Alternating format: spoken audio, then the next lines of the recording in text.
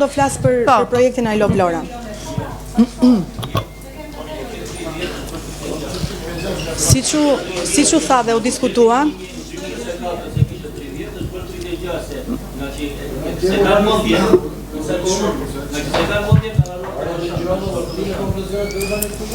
atëherë siç u tha dhe u diskutua, instalacioni I Love Vlora ishte një investim i parashikuar në buxhetin e vitit 2025. Të flas? Zoti Nika, ta lejojmë.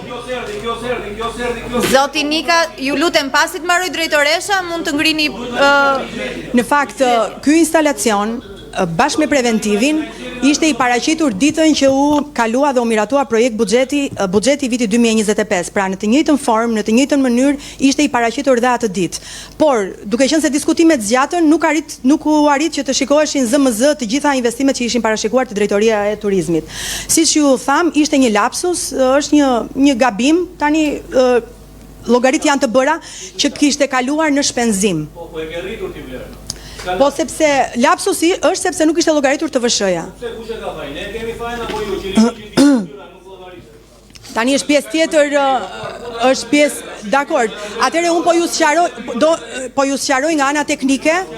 Po ju sqaroj nga ana teknike se me çfarë materiali është i bërë ky instalacion. Nuk është instalacion i zakonshëm as me peçikllaz dhe me drita. Është një instalacion i përhershëm që do i mbetet qytetit me vite të tëra, sepse është material metalik, që do të marrë lyerje specifike kundër ndryshkut, kundër prishjes nga koha dhe prishjes nga goditje të ndryshme. Sepse vetëm një instalacion i tillë mund të shërbejë denjësisht qytetit. Dhe ne pretendojmë që të jetë gati kur Giro d'Italia të kalojë dhe kur sezoni turistik të çelet zyrtarisht. Pra, të jetë një instalacion i bukur, një instalacion i qëndrueshëm, një instalacion i denjë për qytetin, ku të gjithë turistët mund të shkojnë dhe të jetë i reklamuar në të gjitha faqet e botës.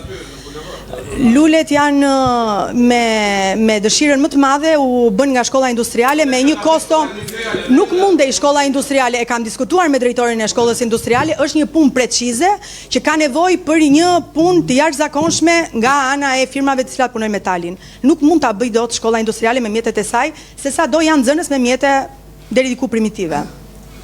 Prerjet janë precize dhe po ta shikoni, është 4 metra i lartë dhe 12 metra i gjerë. Kështu që nuk është një instalacion i zakonshëm, është një instalacion që besoj të gjithë do jenë krenar kur të përfundoj. Në pjesën e Lungomarës, të hyrja e Lungomarës do vendoset. Po, janë llogaritur të gjitha me preventiva.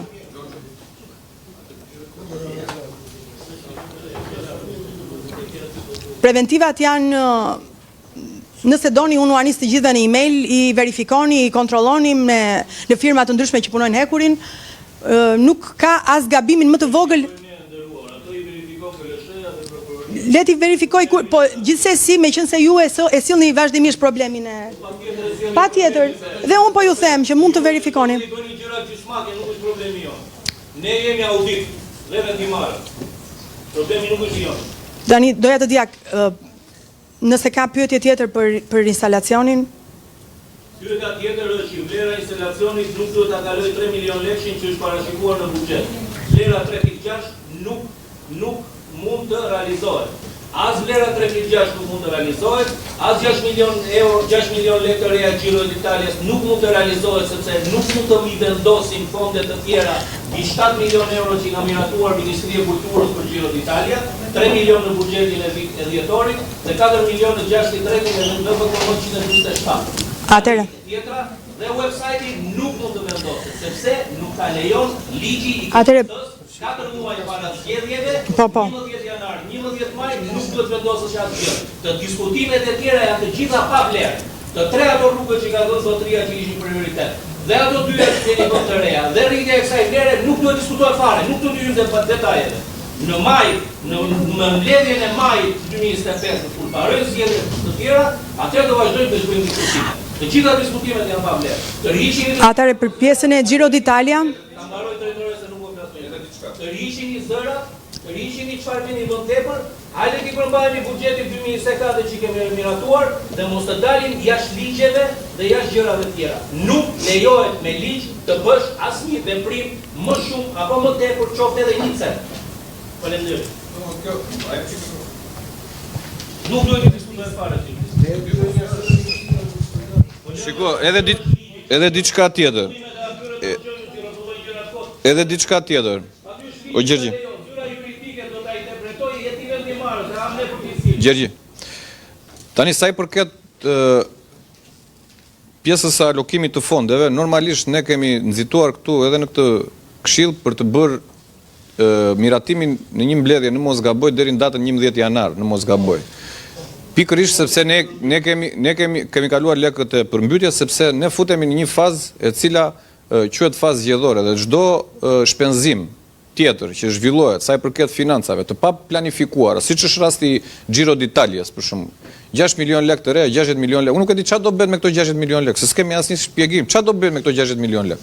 Ore janë bërë to sikur janë karamele. 60 milion për 65 për website-in, 60 milion për Giro d'Italia, 36 për instalacionin. Këtu po ikin domethënë 200 milion lekë sikur janë karamele. Janë lekë të qytetarëve, nuk keni asnjë shpjegim, një përveç kësaj jeni në shkeljet ligjit. Si do alokoni fonde ju dhe vlera financiare për të ardhur në ndihmë bashkisë apo ndërmarrjeve në varësi të bashkisë, kur ne kemi rënë dakord gjithë së bashku që deri në datën 11 maj kishim të drejtën që të bënim përcaktime financiare. Tani ky është, sot jemi data 27 mars, ju keni ardhur përsëri me idenë për të alokuar fonde për një veprimtari e cila nuk ka qenë e planifikuar. Pra, disbursoni 60 milion lekë të tjera.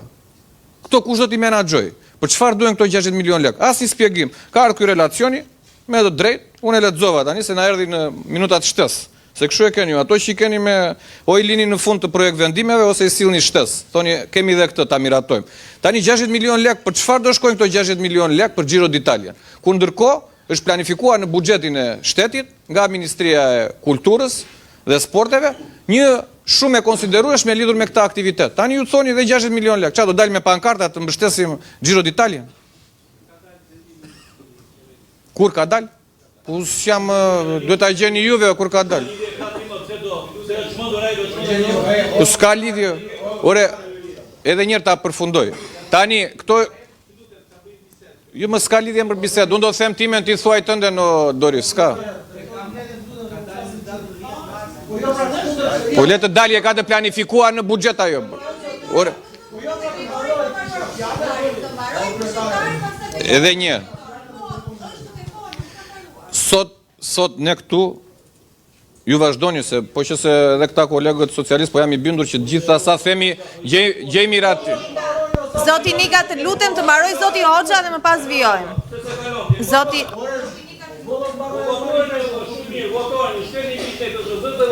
Nika të mbaroj zoti Hoxha.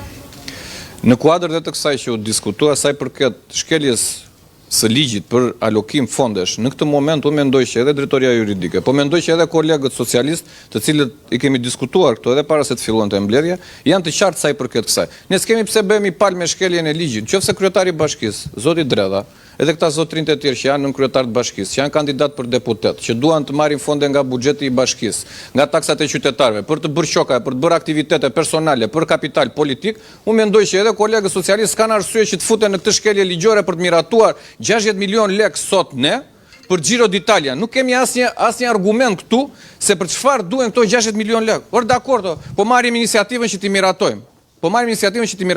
Për çfarë duhen? Kush është kuadri ligjor dhe kush na garanton ne që nuk jemi në shkelje të ligjit kur vetë përcaktimi ligjor është që mbas datës 11 janar dhe ne kemi ardhur me shpejtësi të madhe, kemi miratuar këtu, po e ritheksoj edhe një herë, shpërblimin për shkak të përmbytjeve, pikërisht sepse nuk lejojmë mbrapa që bashkia dhe Këshilli Bashkiak të miratonte alokim fondesh të tjera ose miratim financiar. Ky është një miratim financiar 60 milion lekë për Giro d'Italia. Nuk se kuptoj dot, megjithatë, nëse ju e keni marrë përsipër, vazhdojnë, ne do votojmë kundra, se ne s'bëhemi palë në shkeljet ligjore që dëshironi ju t'i bëni, dhe unë jam i bindur që nuk i keni, sepse doni t'i vini në ndihmë Giro d'Italias me 60 milion lekë, se nuk i vini dot në ndihmë Giro d'Italias juve me këtë shifër që keni përcaktuar. Unë mendoj që e keni për kapital politik, doni të bëni disa aktivitete ku do jenë të ftuar prapë ta kandidatët tuaj për deputet, që t'i reklamojnë.